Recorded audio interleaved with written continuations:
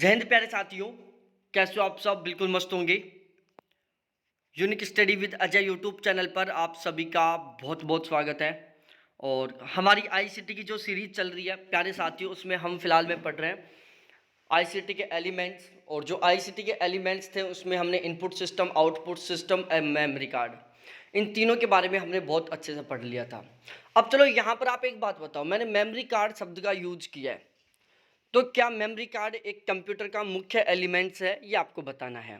आपको comment section में comment करके बताना है कि क्या मेमोरी कार्ड कंप्यूटर का एक मुख्य एलिमेंट है या फिर नहीं है। तो हमने इनपुट सिस्टम पढ़ लिया, आउटपुट सिस्टम पढ़ लिया, टाइप्स ऑफ मेमोरी पढ़ लिया। अब हम पढ़ने वाले हैं सीपीयू। सीपीयू के बारे में मैंने आपको कल की क्लास में बताया था। देखो सीपीयू क्या होता है, सेंट्रल प्रोसेसिंग यूनिट इसका पूरा नाम होता है। अब मैं यदि अपने शरीर की बात करूं तो अपने शरीर के अंदर भी एक सीपीयू रखा हुआ है। क्या है? हमारे शरीर के अंदर भी भगवान ने एक सीपीयू सेट किया है। और वो सीपीयू कहाँ पर है हमारे शरीर में? हमारे दिमाग में है। अब हमारे दिमाग में जो सीपीयू रखा हुआ है वो क्या कर रहा है प्यारे साथियों? हमारे शरीर के जितने भी पार्ट्स हैं, हमारे शरीर के जितने भी पार्ट्स हैं, हमारे शरीर की जितनी भी प्रक्रियाएं हैं, उन सभी को क्या कर रहा है? वो चलाने का काम कर रहा है। जैसे हम बोलते हैं वो भी सीपीयू से ही हो रहा है, हम देखते हैं वो भी सीपीयू से हो रहा है, वो हम सुनते हैं वो भी हमारे सीपीयू से हो रहा है। हमारा सीपीयू का मतलब है हमारा दिमाग, ठीक है। जिन लोगों के सीपीयू में मिस्टेक होती है वो आपको पता है कि मेंटली डिसऑर्डर होता है उनका, वो पागल होते हैं या फिर वो उनके किसी अलग अलग तरीके की बीमारियां हो जाती हैं। भाई पैरालिसिस आता है तो उसमें क्या होता है? दिमाग का जो हमारा सीपीयू है, दिमाग, उसका एक छोटा सा पार्ट क्या हो जाता है? खराब हो जाता है, जिसकी वजह से क्या हो जाता है? पैरालिसिस आ जाता है।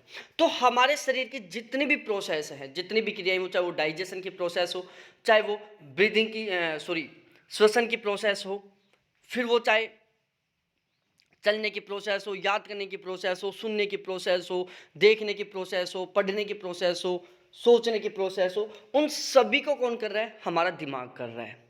उन सभी को संचालित करने का काम कौन कर रहा है? हमारा दिमाग कर रहा है। और हमारा दिमाग क्या है प्यारे साथियों? हमारे शरीर का सीपीयू है। बिल्कुल ठीक उसी तरीके से जो सीपीयू होता है वो कंप्यूटर के कंप्लीट एलिमेंट्स को संचालित करने का काम करता है। सीपीयू को प्रोसेसर, माइक्रो प्रोसेसर भी कहते हैं। सीपीयू कंप्यूटर के मदरबोर्ड पर लगा एक वर्गाकार इलेक्ट्रॉनिक माइक्रोचिप होता है। यह बात आपको सही ढंग से याद करनी है कि सीपीयू कंप्यूटर के मदरबोर्ड पर लगा हुआ एक वर्गाकार इलेक्ट्रॉनिक माइक्रोचिप होता है। सीपीयू को हम कंप्यूटर का दिमाग भी कहते हैं। सीपीयू कंप्यूटर से जुड़े हुए सभी के सभी hardware, software, input device, output device, निर्देश देना, डायरेक्शन देना, इन सभी को संभालने का काम करता है। जैसे हमारा दिमाग हमें निर्देश देता है, हम चल रहे हैं, अचानक कीचड़ आ गया तो हमारा दिमाग क्या करता है? उसको देखता है, आंखों के द्वारा देखता है। आंखों से देख के दिमाग को लगा कि यार भाई सामने कीचड़ है, यदि कीचड़ में जाएगा ये कैंडिडेट तो फंस जाएगा। वो हमें तुरंत इंस्ट्रक्शन देता है कि भाई तू ऐसे कैसे चलेगा ना, तो आगे कीचड़ में चला जाएगा, फंस जाएगा। फिर तू मेरी कमी बताएगा कि दिमाग ने सोचा नहीं है, मैं तेरे को बोल रहा हूँ इस रास्ते से मत जा, रास्ता बदल दे थोड़ा सा। तुरंत अपन दिमाग ने हमें इंस्ट्रक्शन दिया, पाँव को दिया, पाँव तुरंत साइड में हो जाएंगे और फिर हम साइड से चलने लग जाएंगे। तो इसी तरीके से कंप्यूटर का जितना भी इनपुट सिस्टम है, आउटपुट सिस्टम है, मेमोरी है, या फिर कंप्यूटर को जो डायरेक्शन है, जो हम कंप्यूटर से काम करवाते हैं, इन सभी को संभालने का काम कौन करता है? सीपीयू करता है। ध्यान रखना, ऑपरेटिंग सिस्टम और अन्य प्रोग्रामों को संचालन करने का काम भी सीपीयू ही करता है। सीपीयू कंप्यूटर कीबोर्ड से प्राप्त समस्त निर्देशों का पालन करता है। भाई सीपीयू जो काम करता है वो किसके अकॉर्डिंग करता है? जिसको हम डायरेक्शन देते हैं। कंप्यूटर का सीपीयू हमारे डायरेक्शन के अकॉर्डिंग काम करता है। प्यारे साथियों, हम क्या करते हैं? हमारे विचारों को इनपुट डिवाइसों के माध्यम से, हम अपने विचारों को इनपुट डिवाइस के माध्यम से इनपुट करते हैं कंप्यूटर के अंदर। सपोज डेट हमारे अंदर कोई विचार है, उसको हम कीबोर्ड के माध्यम से टाइप करके और गूगल को दे दिया, कंप्यूटर को दे दिया। अब जो वो इनपुट डिवाइस है, कंप्यूटर की जो इनपुट डिवाइस है, वो क्या करेगी? हमारी जो लैंग्वेज है, जिस लैंग्वेज में हमने उसको निर्देश दिया है, उस निर्देशों को वो इनपुट डिवाइस क्या करेगी? कंप्यूटर के समझने योग्य निर्देशों में कन्वर्ट करेगी और फिर उनमें कन्वर्ट करके और वो सीपीयू को दे देगी, पकड़ भाई सीपीयू, ये काम है, ये डाटा है तेरे पास और इनको तेरे को इस तरीके से काम करना है, ठीक है। तो सीपीयू क्या कर रहा है प्यारे साथियों, उसको जो निर्देश मिले, उसके जो डाटा मिले, उसके अकॉर्डिंग वो काम करेगा। सीपीयू मैथमेटिकल तरीके से और लॉजिकल तरीके से, दोनों तरीके से काम करता है। सीपीयू के तीन मुख्य घटक होते हैं, एक कंट्रोल यूनिट होता है, दूसरा अर्थमेटिक लॉजिकल यूनिट होता है, और तीसरा मेरे प्यारे साथियों मेमोरी होता है। अब एएलयू के बारे में बात करें तो ये आपको पता होना चाहिए कि सीपीयू के कितने घटक होते हैं। सीयू कंट्रोल यूनिट होता है, मेमोरी होता है, और एएलयू होता है अर्थमेटिक लॉजिक यूनिट होता है। बहुत सारी जब आप किताबों में पढ़ोगे या बहुत सारी जगह ऐसा भी लिखा हुआ है कि सीपीयू के केवल दो घटक होते हैं, एक एएलयू होता है, दूसरा सीयू होता है। वो मेमोरी को सीपीयू का घटक नहीं मानते, लेकिन यदि हम जो कोटा ओपन यूनिवर्सिटी की जो बुक है उनके अकॉर्डिंग माने, एनसीईआरटी के बेसिस पर माने, तो जो सीपीयू होता है उसके तीन घटक होते हैं, एक कंट्रोल यूनिट होता है, एक एएलयू होता है, और तीसरा मेमोरी कार्ड होता है। Arithmetic logic unit ALU CU से निर्देश लेता है एवं मेमोरी से डेटा लेता है, प्रोसेसिंग का कार्य करने के बाद परिणाम को वापस मेमोरी में स्टोर कर देता है। अब एएलयू क्या कर रहा है प्यारे साथियों, एएलयू अर्थमेटिक लॉजिकल यूनिट है। इसको मैं आगे समझाऊंगा, अभी आपको याद करने का तरीका बता देता हूँ, एक बार पढ़ के बता देता हूँ, फिर मैं इसको याद भी करवा दूंगा यहीं की यहीं आपको। ALU arithmetic logic unit CU से निर्देश लेता है, मतलब कंट्रोल यूनिट से तो निर्देश लेता है, मेमोरी से डाटा लेता है, प्रोसेसिंग का काम करने के बाद परिणाम को मेमोरी में स्टोर कर देता है। एएलयू दो प्रकार के कार्य करता है, पहला है लॉजिकल काम और दूसरा है मैथमेटिकल काम। ठीक है, अब मैं इसको समझाता हूं आपको। देखो, सबसे पहले तो आपको एएलयू का फुल फॉर्म याद करना है। ए का मतलब अर्थमेटिक, ए का मतलब क्या है प्यारे साथियों, अर्थमेटिक है। एल का मतलब क्या है, लॉजिक है भाई। ए का मतलब अर्थमेटिक है, एल का मतलब लॉजिक है, और यू का मतलब यूनिट है। अब यहां से पता चल रहा है अर्थमेटिक मतलब अंकगणितीय, लॉजिक मतलब लॉजिकल काम। तो एएलयू दोनों तरीके के काम कर रहा है, अर्थमेटिक अंकगणितीय काम भी कर रहा है, लॉजिक लॉजिकल काम भी कर रहा है। अब लॉजिकल काम कौन कौन से होते हैं, लॉजिकल काम होते हैं जैसे तू मेरे से बड़ा है, मैं आपसे बड़ा हूं, आप मेरे से ज़्यादा इंटेलिजेंट हो, आप मेरे से कम इंटेलिजेंट हो, ये बुक इसकी तुलना में ज़्यादा ठीक है, ये बुक इसकी तुलना में कम ठीक है। ठीक है, जब जो काम हम कंपेयर करके करते हैं या जब हम आपस में कंपैरिजन करते हैं कि कौन सा ज़्यादा ठीक है कौन सा कम ठीक है, तो उसे हम बोलते हैं लॉजिकल काम। क्या बोलते हैं, लॉजिकल काम कर बोलते हैं। तो लॉजिकल काम कौन से होते हैं प्यारे साथियों, तुलना करने वाले काम, मेरे से ज़्यादा बढ़िया होना, आपसे ज़्यादा बढ़िया होना, इस किताब से ज़्यादा बढ़िया होना, इस किताब से खराब होना, इसकी तुलना में ज़्यादा दूर होना, ठीक है, इसकी तुलना में ज़्यादा मोटा होना, इसकी तुलना में कम स्वादिष्ट होना। तो जो आपस में कंपेयर करने वाले जो काम होते हैं वो क्या होते हैं, लॉजिकल काम होते हैं। तो कंप्यूटर के जो लॉजिकल काम है वो कौन करता है, एएलयू करता है। अर्थमेटिक काम में होता है जोड़ना, बाकी करना, गुणा करना, भाग देना, ये होता है अर्थमेटिक काम। तो कंप्यूटर के अर्थमेटिक काम और लॉजिक काम कौन करता है प्यारे साथियों, एएलयू करता है। तो यहां से ही पता चल गया आपको इस नाम से ही कि एएलयू क्या काम कर रहा है प्यारे साथियों। ए का मतलब अर्थमेटिक और एल का मतलब लॉजिक, मतलब लॉजिकल और अर्थमेटिकल काम कौन करता है, एएलयू करता है। अब एएलयू अर्थमेटिक और लॉजिक के काम करेगा तो उसे निर्देश भी चाहिएंगे, उसे डाटा भी चाहिएगा। ठीक है, तो वो कहाँ कहाँ से लेगा, तो प्यारे साथियों एएलयू, तो देखो सबसे पहले आपको ये ध्यान रखना है सीपीयू के टोटल तीन भाग हैं, पहले एएलयू, दूसरा है सीयू, और तीसरा है मेरे प्यारे साथियों मेमोरी। ठीक है, तो एएलयू क्या करता है, जो कंट्रोल यूनिट है इससे तो निर्देश लेता है, निर्देश का मतलब है उसे करना क्या है। मेमोरी से क्या लेता है, डाटा लेता है। एएलयू क्या करेगा प्यारे साथियों, कंट्रोल यूनिट से तो निर्देश लेगा, मेमोरी से क्या लेगा, डाटा लेगा। अब निर्देशों के अकॉर्डिंग प्रोसेसिंग का काम करेगा, निर्देशों के अकॉर्डिंग प्रोसेसिंग का काम करके प्यारे साथियों जो रिजल्ट आएगा उस रिजल्ट को वो वापस मेमोरी में ले जाकर सेव कर देगा। तो मैं एक बार दोबारा से रिपीट करता हूं, सीपीयू के टोटल तीन भाग है, एक है एएलयू, दूसरा है सीयू, और तीसरा है मेमोरी। अब एएलयू के बारे में हम पढ़ रहे हैं यहां पर। तो प्यारे साथियों एएलयू है वो सीयू से तो निर्देश लेगा। कहाँ से लेगा? कंट्रोल यूनिट से निर्देश लेगा। डाटा जायज़ सी बात है कहाँ से लेगा? मेमोरी से लेगा डाटा। भाई हम मेमोरी का यूज क्यों कर रहे हैं? डाटाओं का स्टोर करने के लिए। तो जायज़ सी बात है डाटा तो कहाँ पर मिलेंगे? मेमोरी में मिलेंगे। रिजल्ट को कहाँ पर सेव करेगा? मेमोरी में सेव करेगा। भाई हम जो भी गूगल पर काम करते हैं, जो भी चीज़ें करते हैं हम, और उनको सेव रखते हैं कंप्यूटर में। कंप्यूटर के हम जो भी काम करते हैं, हिस्ट्री चेक करते हैं बाद में, या फिर हम उनको सेव कर लेते हैं। तो ये सेव होने का काम, हिस्ट्री का काम, ये सारा किस में हो रहा है? मेमोरी में हो रहा है। तो कंप्यूटर जो ALU है वो डाटा कहाँ से लेगा? मेमोरी से लेगा। रिजल्ट को कहाँ पर वापस भेजेगा? मेमोरी में भेजेगा। और इसके अलावा प्यारे साथियों, निर्देश कहाँ से लेगा? वो कंट्रोल यूनिट से निर्देश लेगा। तो आपको ये तो समझ में आ गया होगा, मेरे हिसाब से ये भी रटने की जरूरत नहीं है कि ALU निर्देश कहाँ से लेगा, डाटा कहाँ से लेगा, रिजल्ट को कहाँ पर सेव करेगा। क्योंकि सेव करने का काम मेमोरी कार्ड में हो रहा है, तो निर्देश डाटा लेने का काम भी मेमोरी से हो रहा है, रिजल्ट को सेव करने का काम भी मेमोरी में हो रहा है। अब बचा एक भाग CO, जो निर्देश देने का काम कर रहे हैं। ALU दो तरीके का काम करता है, ये मैं आपको नाम से बता दिया। तो मेरे को जहां तक लगता है प्यारे साथियों, ALU के बारे में तो आपको शायद ही कोई चीज़ याद करनी पड़ेगी, रटनी पड़ेगी, बाकी सब कुछ केवल नाम से ही समझ में आ गया होगा। अब हम बात करते हैं कंट्रोल यूनिट के बारे में, CU कंट्रोल यूनिट। अब एक बार हम पूरा पढ़ देता हूँ, फिर मैं आपको इसी तरीके से समझाऊंगा इसको भी।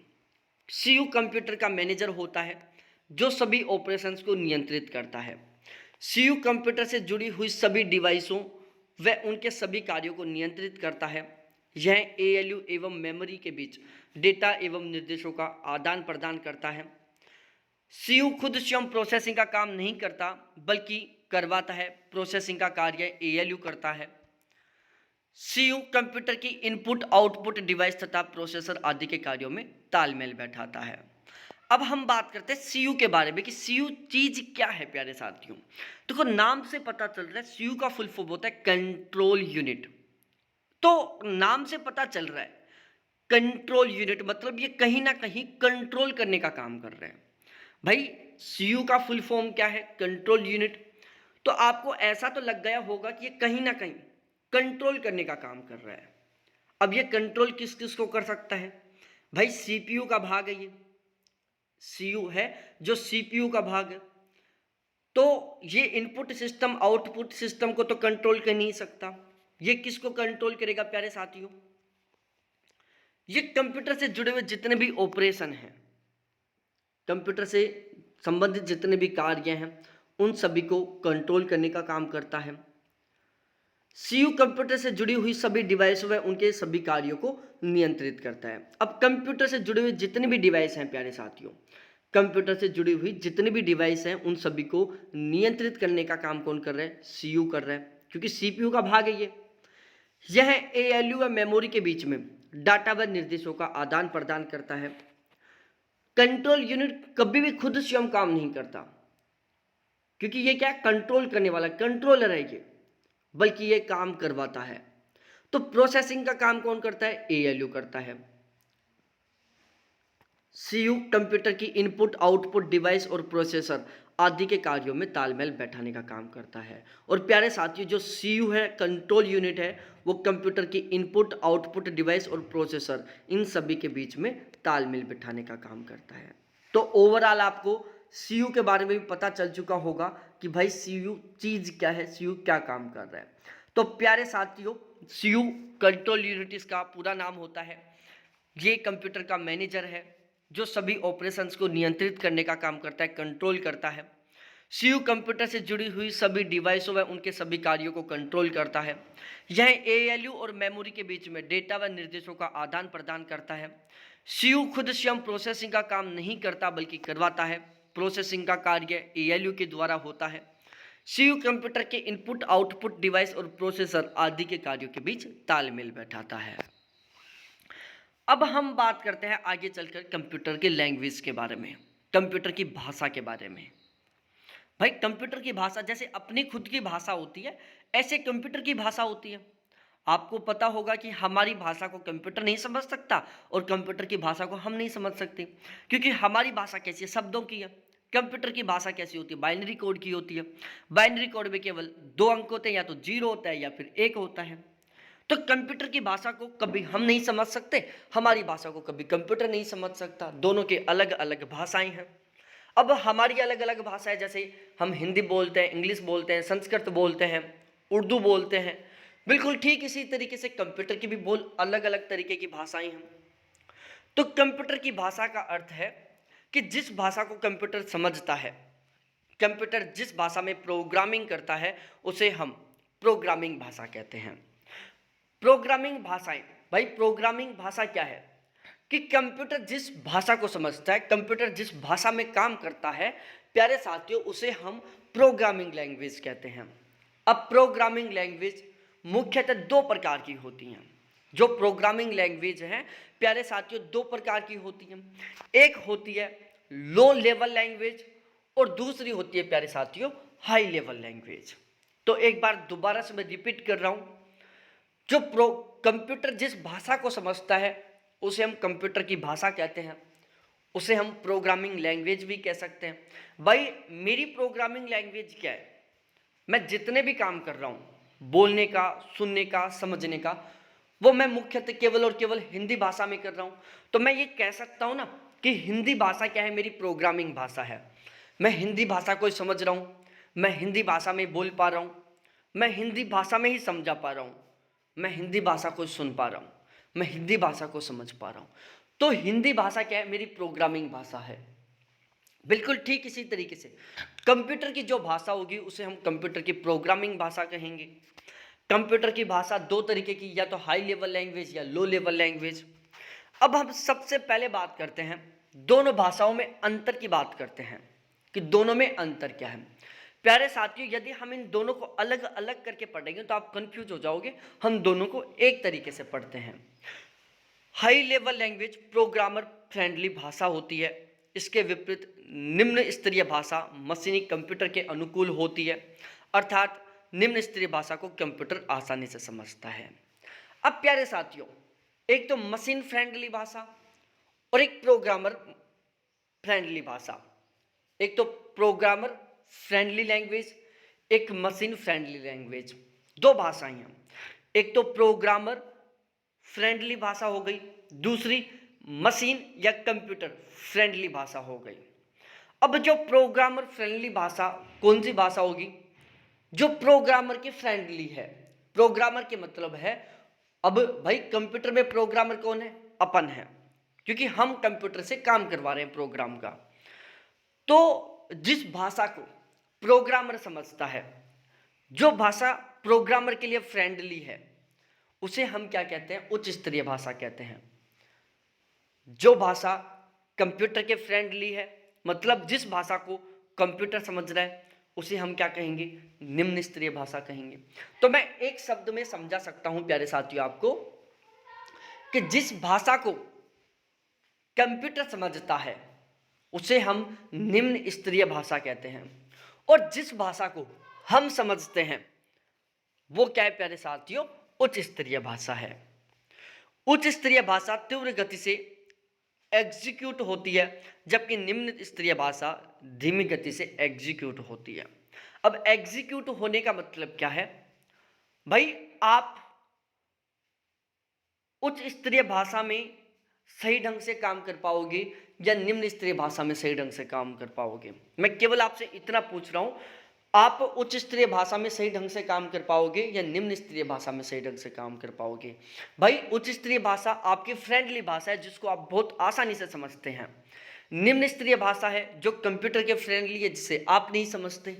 तो जायज सी बात है, आप उच्च स्तरीय भाषा में बहुत अच्छे से काम कर पाओगे। तो जो उच्च स्तरीय भाषा वो क्या हुई? आपके लिए एक बहुत ही तीव्र गति की एग्जीक्यूटिव भाषा हुई कि आप उच्च स्तरीय भाषा में बहुत तेज गति से, बहुत सही ढंग से काम कर सकते हो। जबकि निम्न स्तरीय भाषा आपके लिए क्या हुई प्यारे साथियों? धीमी गति से हुई। आप निम्न स्तरीय भाषा में बिल्कुल बहुत स्लोली काम कर पाओगे, बहुत तेज गति से काम नहीं कर पाओगे। अब उच्च स्तरीय भाषा, अब उच्च स्तरीय भाषा क्या है प्यारे साथियों? उच्च स्तरीय भाषा वो भाषा है जिसे आप समझ रहे हो, लेकिन आपकी भाषा को कंप्यूटर नहीं समझता ना। अब आपको कंप्यूटर से काम करवाना है, आप कंप्यूटर की भाषा नहीं जानते और आपकी भाषा को कंप्यूटर नहीं जानता। आपने अपने खुद की भाषा में जो भी आपके निर्देश थे उनको टाइप किया।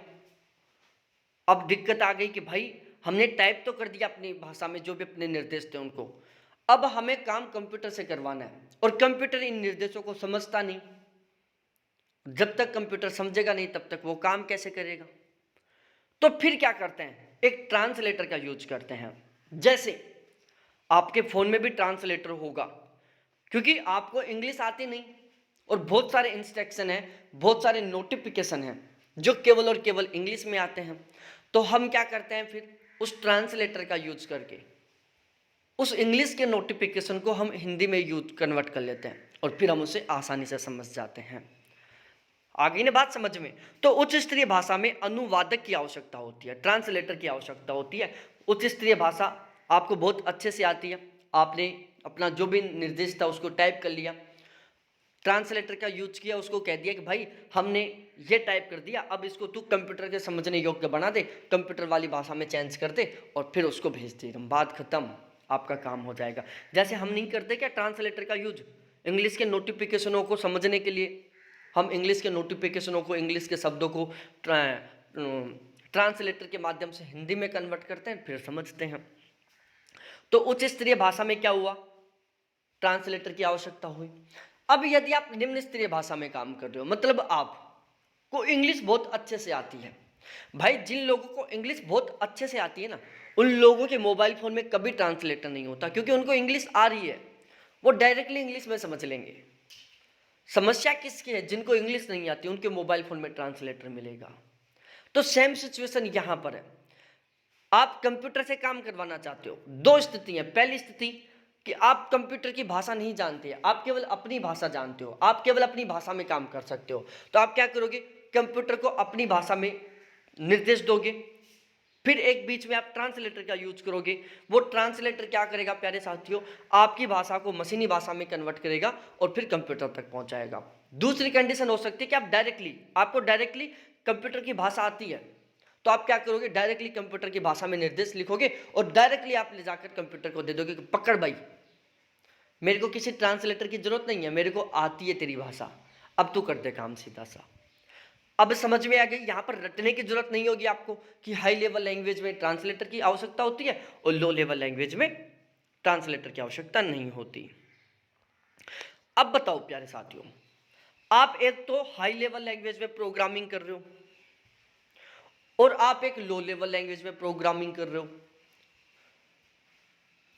भाई आपको इंग्लिश नहीं आती, हिंदी अच्छे से आती है।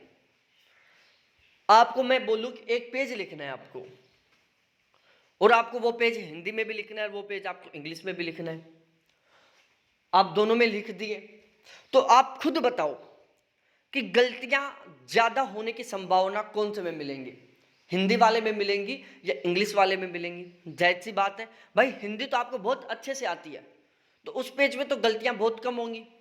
इंग्लिश आपको आती नहीं है तो उस पेज में गलतियां बहुत ज्यादा होंगी। बिल्कुल सेम सिचुएशन यहां पर है।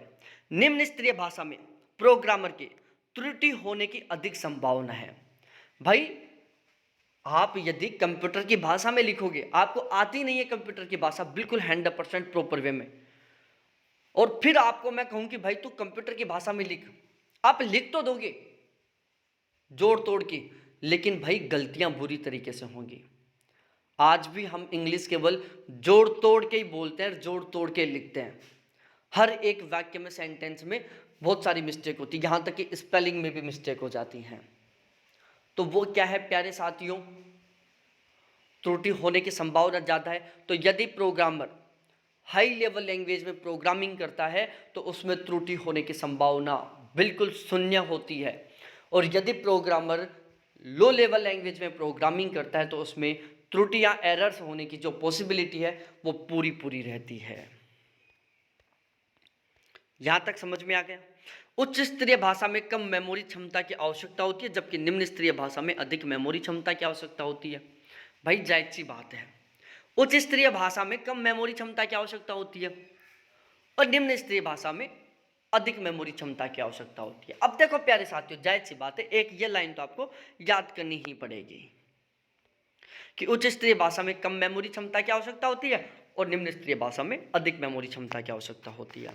उच्च स्तरीय भाषा की डिबगिंग एवं रख रखाव सरल होता है, जबकि निम्न स्तरीय भाषा की डिबगिंग और रख रखाव काफी जटिल होता है। भाई जो भाषा आपको आ ही नहीं रही तो उस भाषा को आप मेंटेन भी नहीं रख सकते।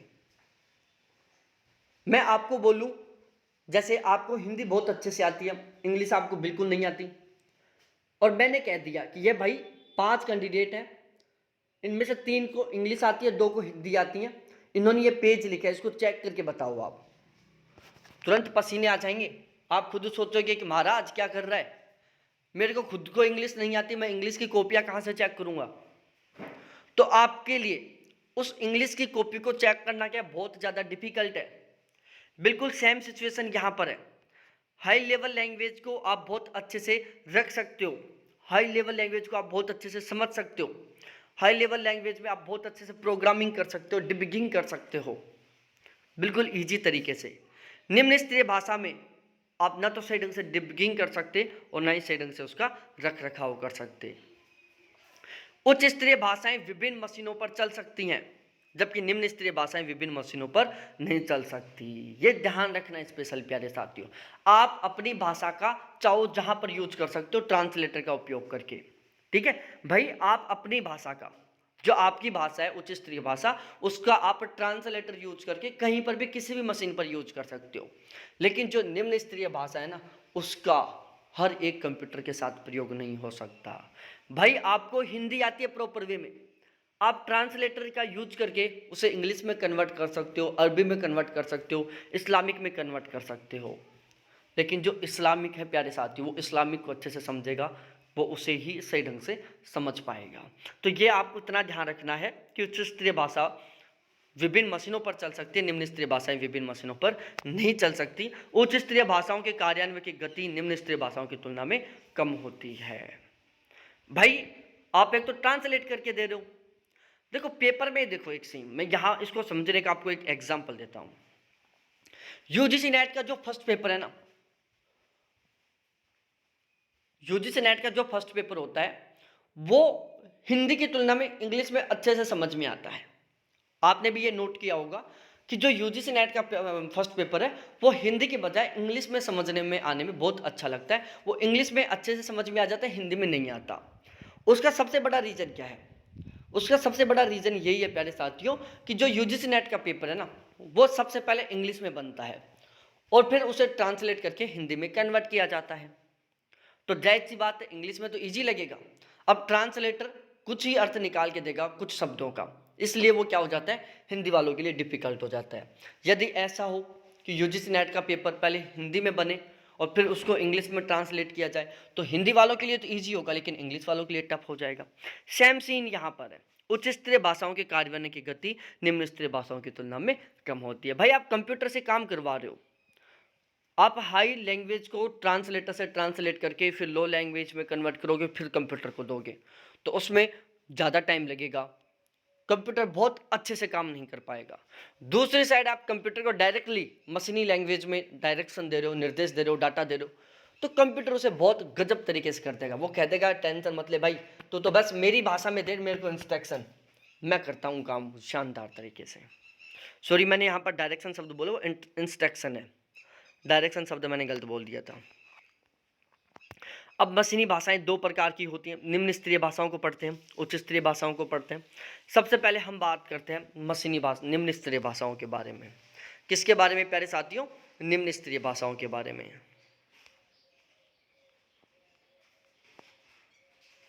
अब प्यारे साथियों इसको हम पढ़ेंगे कल। आज की क्लास हम छोटी लेंगे, कुछ रीजन है जिसकी वजह से कल हम लगभग 1.5 घंटे के आसपास की क्लास लेंगे और आज वाला जो टाइम बचा है आधा घंटे का कम लिया है मैंने, उसको हम कल वाली क्लास में कन्वर्ट कर लेंगे, ठीक है। तो प्यारे साथियों अगली 3 क्लासों में, मतलब अगले 3 दिन में हम ICT को 100% कंप्लीट कर देंगे। बहुत बहुत धन्यवाद आपको देखने के लिए। थैंक्स बाय मेरे प्यारे साथियों।